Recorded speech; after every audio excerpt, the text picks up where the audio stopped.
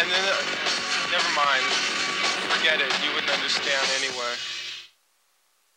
Okay, back to Cop Killer. What really got me and frightened me about the straight media coverage of the Cop Killer controversy was how they were so neutral and la-di-da about police officers calling in death threats to Warner Brothers executives and to Arsenio Hall just for letting Ice-T on his show. They printed that as though that was just standard procedure and it was okay. No tainted language before it in the main articles, no editorials against it.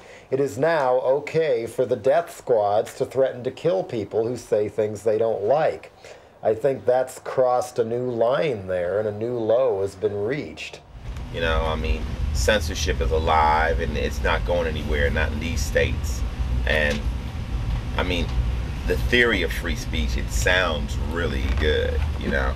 It may have been cops, it may not have. The article I read in the San Francisco Examiner said it was cops. Whether they were just saying that off the top of their head or not, I don't know. But even then, as though this was perfectly all right. The song was withdrawn in response to death threats made against Warner Brothers executives by police officers. I was going, what the fuck? But, you know, I don't know how many words that I say will actually get across your particular video screen, or, you know, and you get censored. You got people called editors. It's on the internet. Well, see, the internet is the only home of free speech. That's another reason we're going there. But they're really, it's like a mad rush to figure out how to censor this damn. Oh, but there's a lot of shock value. You just decide how you're going to, whether or not you're going to make an issue out of death squad activity.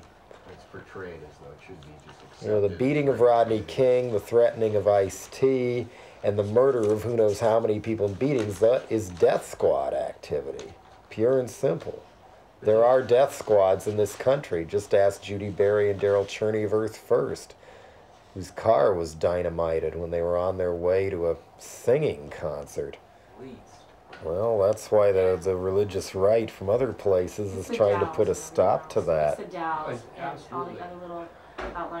I mean, would it be interesting to check as to whether or not the OCA has money from insurance companies in it, as well as the usual other sources? It would not surprise me, although I have no factual knowledge of this, if Coors money is involved in it too. It was so surprising that it started in Springfield. I mean, just my first reaction was that, you know, Oregon's such a liberal state. I couldn't believe it. I mean, isn't Springfield really close to like Eugene? And it's amazing. It's perfect proof that it can happen anywhere, and it will keep spreading. It'll start in small, obscure towns like that, you know. But insurance companies were the people who originally created Phyllis Schlafly way back in the mid-'70s to fight the Equal Rights Amendment for women. They found a woman to go around to all over the country telling other women that their place was in the home, and having equal pay with men and equal rights would threaten their families. And she was basically created by insurance companies who did not want to have to pay out equal claims and premiums to women.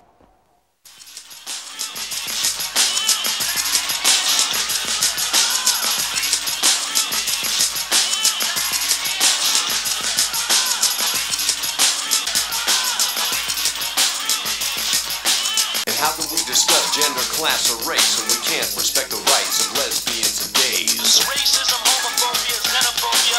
We must destroy the myths, twist and draw a shot of them. If you didn't support what I'm asking you and trying to get you to understand that you need to be supporting, it will not be around for you to even understand or support. So support. Support. Support. Support. Support.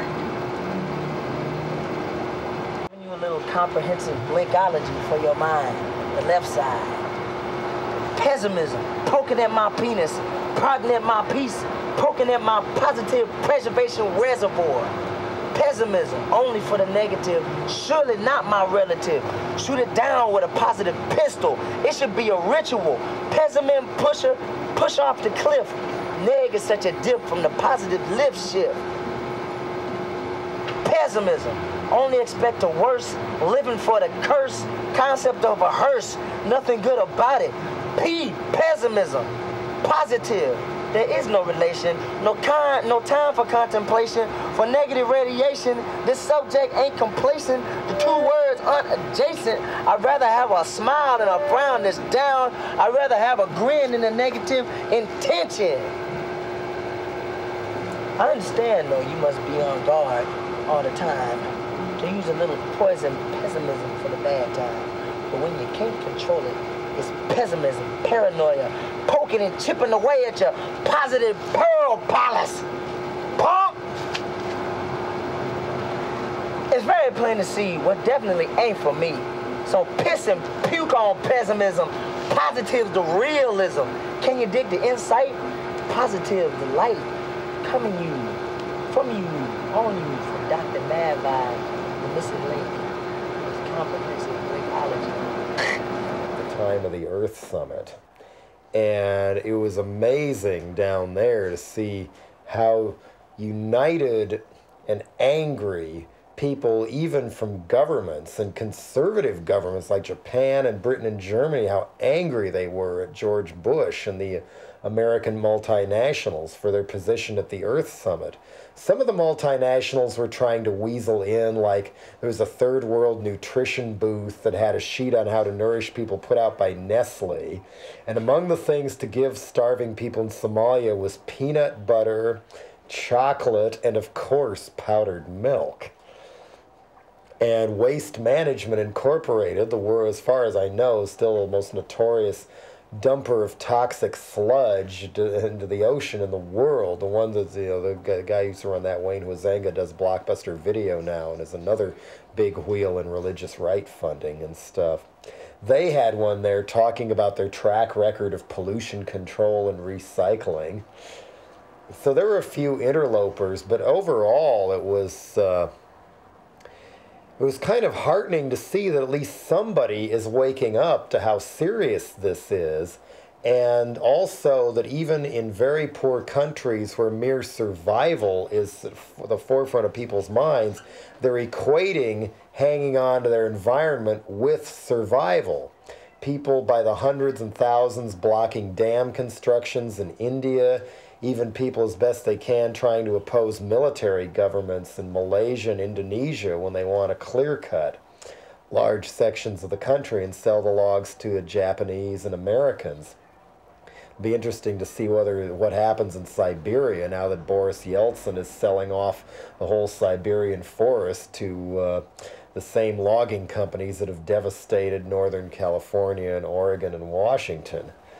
And I also didn't really realize what biodiversity meant until I got down there. And basically what Bush was speaking for was saying that American multinationals had eminent domain to strip mine genetic matter from life forms in other countries such as Brazil and the Amazon, and then play around with them all they want to make new mutant life forms and food forms or whatever, AIDS, germ warfare, and not pay any royalty or anything to the country whose life form they strip mined, even if they did the really ugly experiments that could go wrong in those countries.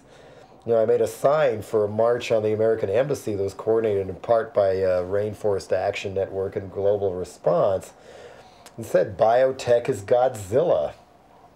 And that was basically what it is, whether or not there will be any kind of constraints on rampant genetic engineering with Dan Quayle's friends in charge. Things like that. I mean, people who get that crazy about destroying their own ecosystems and basically a place for their own children to live, you have to wonder, where it'll threaten even the profits of their own companies, you have to wonder why. And once again, it traces back to fundamentalist Christianity. And we have fundamentalists running our country now, many of whom, such as James Baker, Ronald Reagan, and James Watt, if you remember, even said, it was okay to drill offshore everywhere and clear cut all the trees and sell national parks to strip miners, because when somebody asked, what about our children? He said, well, by then we will have seen the second coming of the Lord. And people who run our government believe this. And when people believe, well, we're running out of resources, we better use them up now so we can have the money in this world because God's going to come for us and our children soon anyway. This is the mindset at work behind the wise use movement, the people who have framed the whole debate on clear cutting in Oregon and Washington and Northern California on jobs versus owls. Wrong. The trees are going to be gone real fast anyway, whether the environmentalists make any headway or not. There aren't any more of them left. Me and Jello are close friends. I think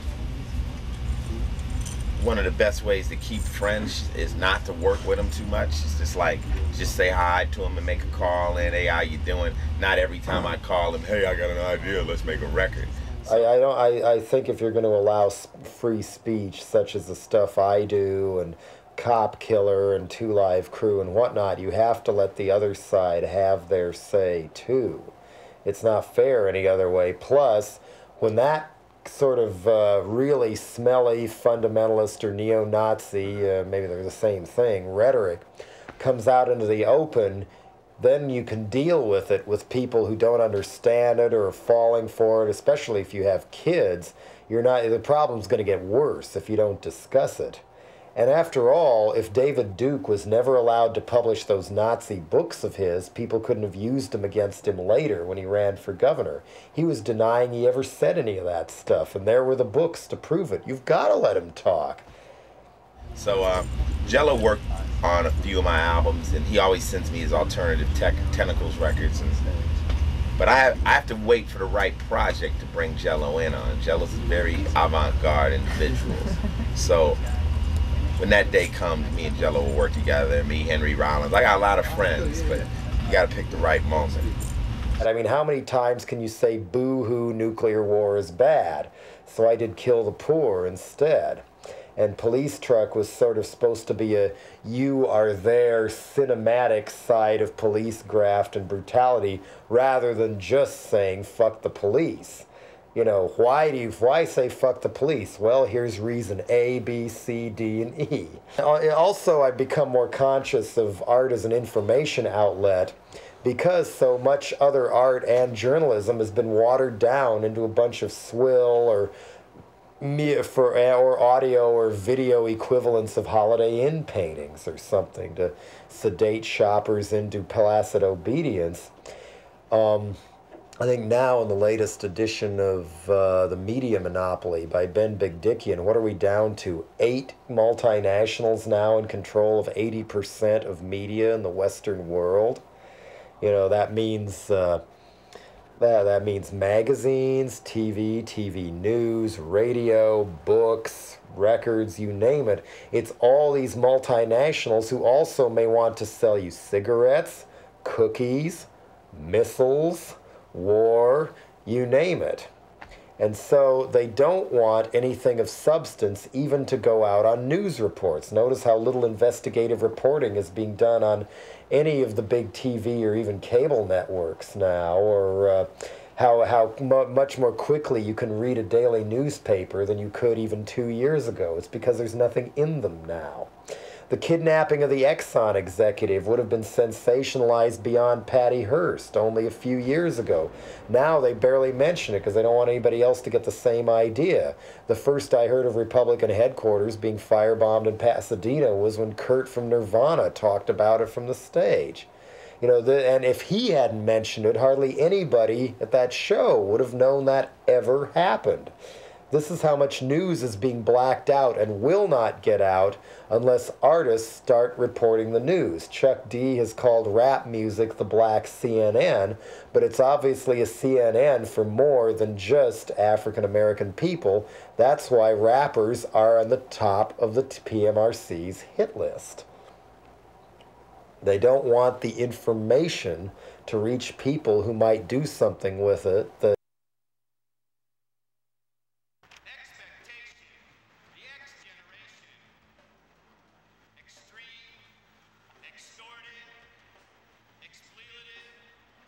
Slaves and masters. All of us have had biological warfare used against us. All of us for a joke in our own minds. Maybe I'm crazy, but it's not really so much the past lives that we should be worried about, but our future lives. And I'd like to remember some of those. We're worried about fashion. Now that's not too far extreme. Easy town. Late at night, I found reptiles come out and slither around. LA is a sleazy town. Knifed in the back, I heard the sound. Ambition, drugs, sex by the pound. LA is a sleazy town. At least in New York, they'll look you in the eye before they bang, bang, shoot you down. LA is a sleazy town. The more that goes on, the more shit that goes down. City of Angels ain't what I found. LA is a sleazy town.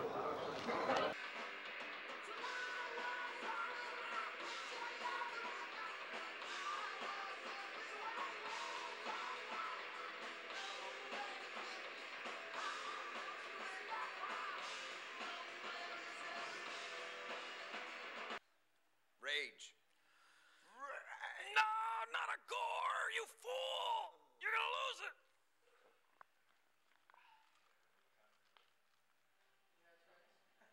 What's really concerning you right now? Cool. You ready? Ready when you are. I'm ready. Yo, it's a speech from Arrested Development, chilling out here in Portland, Oregon. About to do a show, and what's on my mind right now, and what I want the people to understand, sincerely, it's a serious crisis. In fact, I think it's the most major crisis that's going on in the world today. And that's with the Somalian people over in Africa. So I want y'all to really understand the serious racism that's going on with this event over in Somalia. If there was that many people dying over in Europe right now over hunger, that would be the main thing that'd be talked about over here in America right now. And so what I'm saying is that would be on the front page of every newspaper. It would be the main story of every news thing. Little kids in grade schools would have to collect wheat and all types of stuff to send over there. That would be a major priority in this whole country. Those millions of people are going to be dying by the end of this year over in Somalia. These people are people just like you and me. Understand that. And if we're really thinking about human rights, then understand everybody's rights. And these people need not to be dying like this. So let's make it a priority of yours if you call yourself a human rights type of person. And give some serious recognition to the problem that's going over there in Somalia. And try to help as much as you can right now. Start acting now. Get off the couch and get busy. It's a speech from Arrested Development. Peace. The cops dressed up cops as punk rockers and infiltrated it. Yeah, it was the most hilarious to see policemen with mohawks and stuff and keeping a tab on this this Maoist kind of thing, I guess, or whatever they thought it was. I'm born in '57, so they trained us all as kids to be astronauts. Then we landed on the moon in '69, I think. Then it was all over. So in a way, it's an attempt of me to try to get in touch with my childhood. Yeah, I mean, how can you not believe in UFOs? You don't know what they are. They're unidentified. I can believe in them, big time. But it's also a little confidence builder, a little humility instiller that you can't know everything, that you can't be cynical, that everything's lame, because there's always more to it. And sometimes that's the way I'd like to think of our band, that we just crashed through their ceiling, and now they have to deal with it.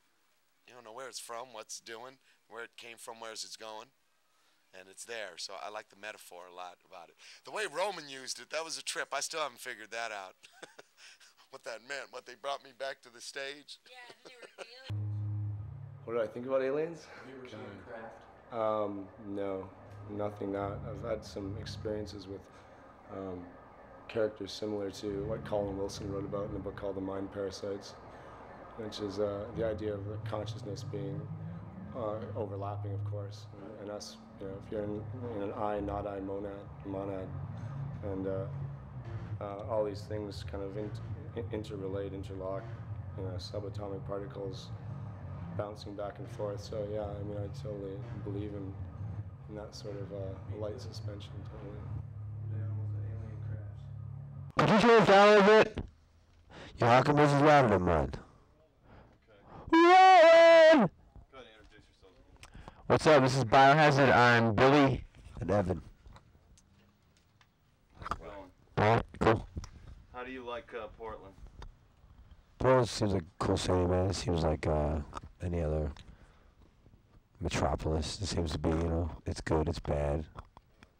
Like all.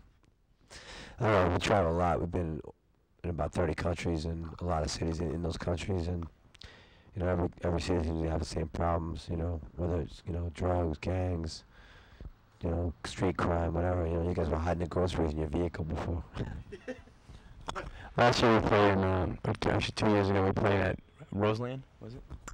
I think a place called Roseland. And we had some problems down there in that area. Problems with people in your shows, or just problems with... No, just people in the street. Street people.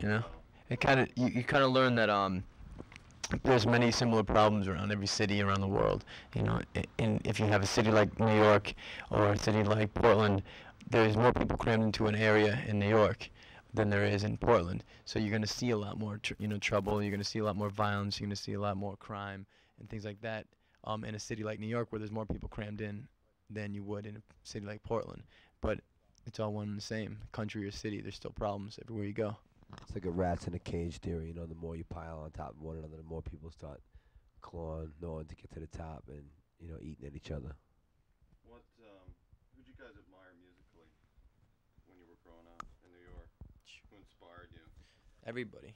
Everyone from, Led Zeppelin to Black Sabbath to Minor Threat, and Cro-Mags, Agnostic Front, Sex Pistols, you name it, anything good, We try to keep an open mind with the things that we're into, a lot of hip hop.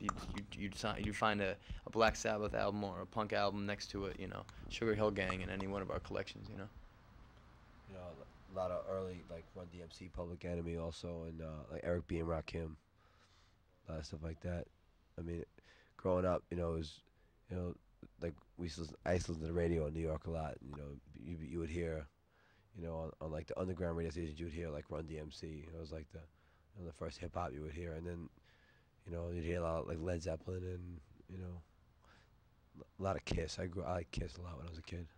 I used to dress up as Kiss. Excellent. Tell your friends about, tell our friends and tell your fans about your sessions with Onyx. We did a couple projects with Onyx. We did a remix of a song called Slam that they had, which is pretty popular for them. And we did a video with them and got to be friends with them and hung out. And when someone called us up and asked us if we wanted to do a song with Onyx, write a song from scratch, we jumped at the chance. There's like Run DMC and Aerosmith and Public Enemy and Anthrax all did songs together before, but they were like remakes. So for us to actually have a chance to sit down with Onyx and write a song from scratch was a cool opportunity, and we jumped at it and ended up, it was a title track for a movie called Judgment Night, and that's it. We just got platinum records for it, as a matter of fact. Excellent. What other rap artists do you guys like? Like? Yeah. Many different ones, but we've worked with Cypress Hill, and we just got off tour with House of Pain, and we've been working with House of Pain, a couple things. Grave Diggers. I think, I love Cypress Hill a lot. Beastie Boys are great. I think Rakim is probably my favorite rapper of all time. But right now, like, the best new shit to me is Wu-Tang Clan for sure, and the new Method Man album is gonna blow up. And a lot of people probably haven't heard it yet, 'cause it's not out yet, but when you hear that, it's gonna blow your mind. What's crossover mean to you guys? Crossover? It's just the way of the world. I mean, I think it depends. Crossover is just keeping your mind open, in my opinion. I mean, I hate these words, these it's like you have to have a word, like, to, just be into whatever you're into. Like, people say, what are you into? I say, well, just, I have a little CD book that I carry with me, my CDs that I'm listening to on the road. I say, well, this is what I'm into right now. I don't know what I'm into. What am I into? Listen to everything. We always choose to try to tour with bands that are a little different than us, in the sense that we just got off tour with House of Pain. We've toured with Fishbone last year. We played shows with Chili Peppers. We've done shows with a lot of different bands that are different than us. We've also played with Pantera, and we're going out with Slayer in the winter, and Sepultura. But I think that when you play with bands, like you see a band like Biohazard playing with Fishbone and then playing with Cypress Hill, it encourages kids to have an open mind with music, and it breaks down those musical barriers. You know, a lot of times you walk into a record store and you'll see a section that says, you know, hip hop or rock or hardcore or jazz. And if you're going in for a jazz album, that's all you're gonna find. You're gonna go to the jazz section, you buy a jazz album. You don't look at anything else. But there's other types of music. There's other millions of different types of music, different types of bands that you'd probably be into if you got a chance, you know, to listen to them. But you don't, because they have those barriers that are, you know, the classifications that are, you know, limit you to only checking out that one type of music. That's pretty whack. There's definitely a lot of influences on music. You know, a lot of hardcore, a lot of metal, a lot of rap. You know, but I think if you had to say was the one thing behind Biohazard's music, I'd just say it was conviction. You know, just us singing about things that are really important to us and things that affected us in our lives. You know, trials and tribulations, whatever. Have you? What's your latest videos? Have you done? Do you have anything in the future? Well, the that you're working on? The last video we did was How It Is, with Send Dog from Cypress Hill, and that one. We just did a new one though. We did a Black that's right. Sabbath tribute album that just came out. It's called Nativity in Black, and we did a video off of that. We covered a song called After Forever, and that came out. And we had Bill Ward from Black Sabbath as like a cameo in the video. It's pretty cool. It was really cool to meet him and hang out with somebody who's from way back like that. Have you been approached by any producers or anything to like star in anything up and coming? Any like acting debut? I know everybody's trying to get off and everybody's getting these little cameo spots. Like what was that, Trespass? Didn't have a bunch I had Ice Cube and Ice-T and everybody in it. And this latest one was my man from Malt Lyrics. What is it?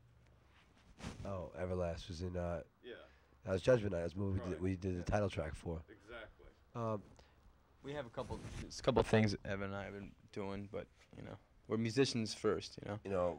There's people that you know are up on you know, trying to get us hooked up, you know, into some, you know, movies and stuff like that, cameos or other small parts. And if it happens, it happens. If it doesn't, you know, it doesn't. But we're into it. You know. There's people at our agency, William Morris, who do deal with film and stuff.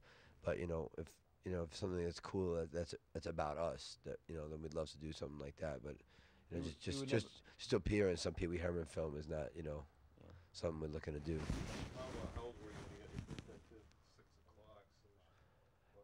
It was about 6 o'clock when I got my first tattoo. How old were you when you got your first tattoo? Yeah. So if some kid comes up to you and goes, talks to you about tattoos. We were all 7 years old. I was born completely covered in tattoos except for my head. And we can't leave you without looking at a couple of them. We gotta see a couple tattoos. Do you mind? Yeah. Come to the show. I got one right here. Want to see? Your name? What was that one? Tom, what's his name? Tomfoolery.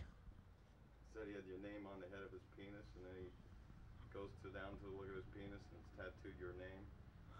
It's a bar bet. Oh yeah. Yeah. What was his name? Spartacus? I am Spartacus. Are you Spartacus? One more question. Okay. Serious. Serious question.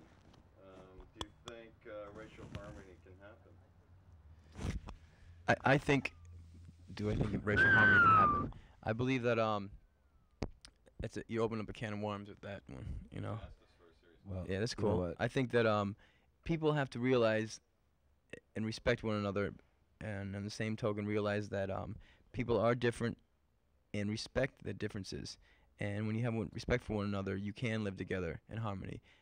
As far as looking at someone, and if they look different, or if they have different, if they're from a different culture, or if they have different things that they're into, whatever, don't dislike them or hate them or be angry at them because they're different than you. You can learn from that, and if you respect it, you can all, live together, and you can do your own thing, and everyone can learn from one another, and this world will be a lot better place once there's respect. I think everything always comes down to respect.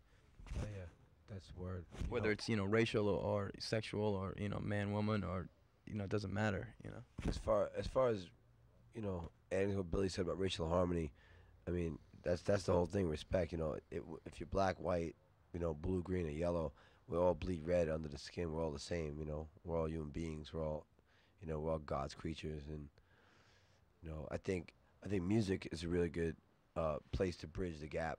It's mean, you know, any misunderstanding in like when you say harmony, when you say racial harmony, that's lack of communication. That's a disharmony. You know, there's two notes that are out of key. You know, to get those notes in key, you know, it has to be communication. And a lot of times, you know, the government doesn't help us to communicate with one another. You know, but I think music and I think well, you know, a lot of media keeps people pitted against one another, but you know, you have shows like this where, you know, people can talk about what they want to talk about and speak their mind. And if we Of this show, do a couple of PAs. Yeah. You open up a can. We got more to talk about. See, a child is not born a racist, and Evan didn't get a chance to finish before you cut him off there. It's all right. But yeah, you know, a child is not born a racist, you know, and it's a very big responsibility to raise a child these days. You can raise a child. You don't need a license, man. You need to be a certain age to drink. You need to be a certain age and have a certain license to drive a car, you know. But at any age, as soon as you're physically able to have a child, you can have a child, and you don't need a license. There's no manual to raise a child.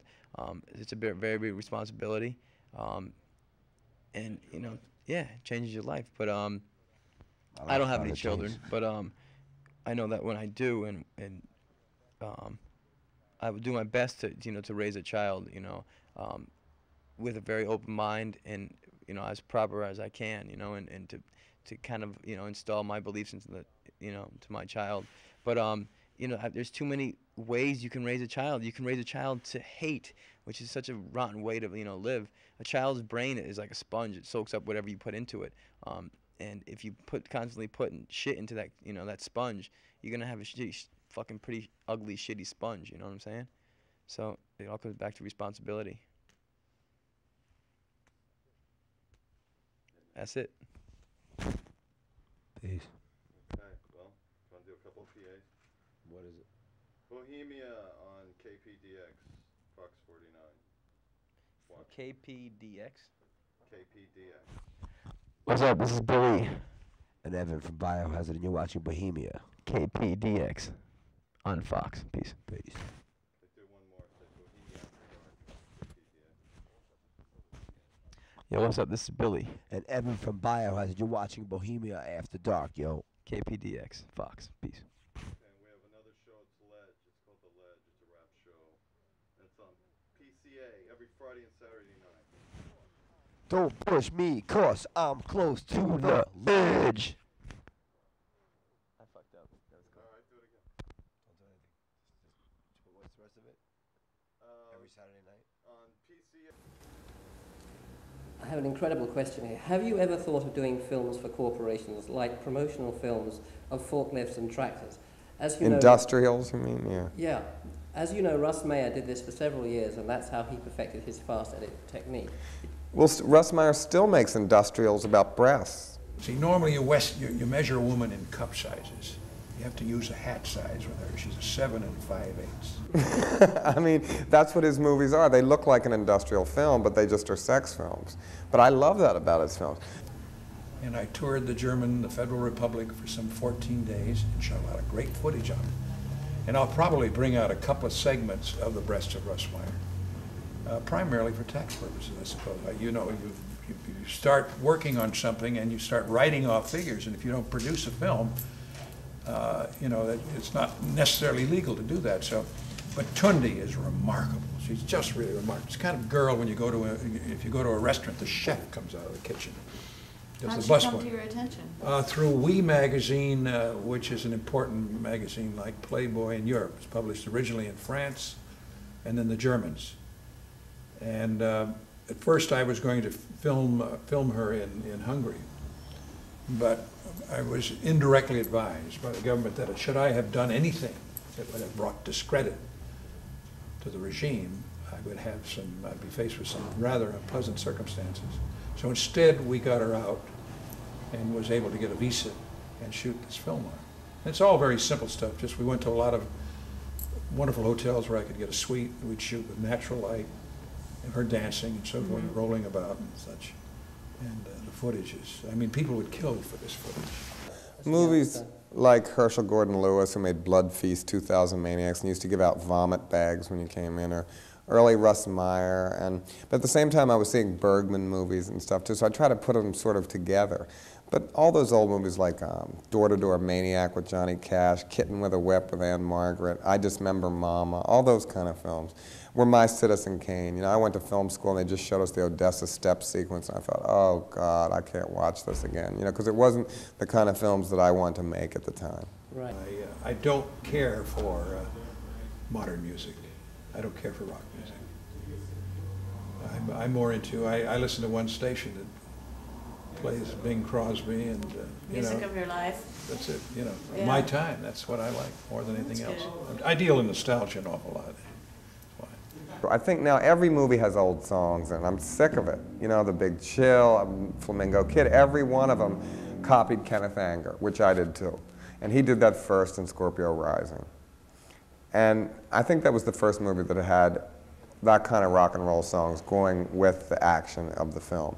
So, I don't know, I think it's been done so many times now by Hollywood and everything, that kind of oldies kind of stuff, that kind of music. I did a music video on a group called Faster Pussycat, in which they, you know, they wanted to use, integrate scenes from the film. It's the name of the group, it's a Warner's Asylum.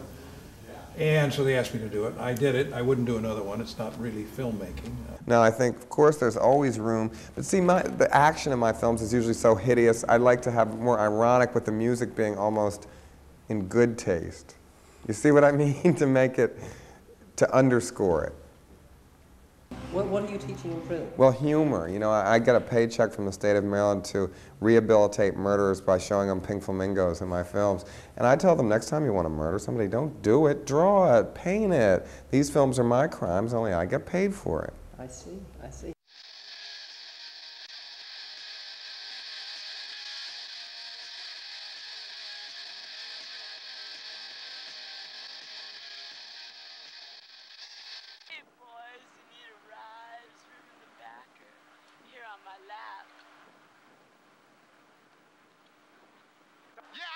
So does he, but you don't want him in your car because he's a seat wetter and a dump breath, ass wipe, butt scratch, cheese master, and a goddamn toilet eat. Have the way, somehow. I'll leave it alone. Oh, no. Oh, now he's on you. Now he's on. You don't see that too often. It's grass. I noticed that bugs are really aggressive in the Northwest. They have a lot of balls. Oh, yeah. Let's say hi to Chad. Okay. Hi, Chad. Hi, Chad. Playing drums on In Bloom in 1990 in New York City in front of the New York Stock Exchange. They were a tough crowd. They were a tough crowd. So what's the toughest crowd you guys ever played? New York. They're pretty jaded there. Playing in front of 20 New York scum rockers. We've seen it all. Yeah. Fascism is just rising and rising. You know, I watch the news and I see skinheads firebombing refugee centers in Germany, and to have it materialize so close to home is outrageous. And you got to fight back. You know, if you don't care, you're worse than the conservative fanatics that are implementing this on everybody. And you got to choose sides. It was so surprising that it started in Springfield. I mean, just my first reaction was that Oregon's such a liberal state. I couldn't believe it. I mean, isn't Springfield really close to like Eugene? And it's amazing. It's perfect proof that it can happen anywhere, and it will keep spreading. It'll start in small, obscure towns like that, you know. We had a bad experience with MTV this last weekend. It's like we got kicked off the awards show. Why? Because we didn't want to play Smells Like Teen Spirit. I mean, we were bored of that song, and that song was just running into the ground. And we were told if we didn't play Smells Like Teen Spirit, we'd be kicked off the awards show. So we were, and then after talking... It was this battle right up to the last second of, you know, before we were supposed to play. Well, actually, a few hours before we were supposed to play that night. And not only were we going to be kicked off the award show, there was going to be repercussions way down the line. Right, it was a really incestuously political problem. I mean, it was going to jeopardize a lot of people that we work with, jobs and stuff. It was like... Yeah. And when it boiled down to it was the first time we ever felt like real horrors, you know. But also, at MTV, there are a handful of really sincere, good-hearted people who really do like music, and they're just constantly fighting. They're always putting their job on the line. Like every day almost, they have to like stand up and say, well, I'm going to quit unless you let this band play or something like that. I mean, we've met a few really great people that work there. The Washington State Music Industry Coalition is looking into changing the regressive alcohol laws in Washington State regarding minors. I mean, all ages shows are uncommon, and it's a real shame. I mean, yeah, I took NBC up there and played for Robin Taylor. That was a really cool experience. All Ages Club, and OK Hotel. Yeah. OK Hotel. Robin's still doing that? No, they're not. No, she's acoustic now because insurance. The city council. It's acoustic now. They had a dance ordinance there for a long time too. You couldn't They came in with dance. NBC. I had to talk to them because they had like 450 people there when we went up there. They had no stage diving. It's essentially the same kind of thing that's going on here. Right. The city fathers are a little bit less benevolent. You just have to know something. yeah. Yeah, I mean, a lot of the stuff happens. No, but you named you hit the nail right on the head. I mean, it's insurance. A lot of stage diving goes on, and some kid gets hurt. The parent sues the venue, sues the band. He was at Murphy's Law, and he broke his back, like crushed part of his skull, and they were like asking him why he liked to slam dance, and the whole show was like on Boston slam dance, and they were analyzing it, trying to figure out what made people do it. Asking all these housewives their opinions. Right. What it is that there's just a glut of lawyers. There's more lawyers right now in the United States than there's ever been, and you know, they just want to go out there, and the kid will be laying on the hospital bed. He'll probably be seen by 5 lawyers. Can you sign with your teeth? Yeah, sign with your teeth right here. Right. There was a Simpsons about that. Remember when Bart got hurt on the skateboard? Yeah. That's what it was all about. Now, there's subversion in the mainstream. Funny thing about The Simpsons is a lot of people just like, hey Bart, man, you're cool, and they don't see the subversion in it.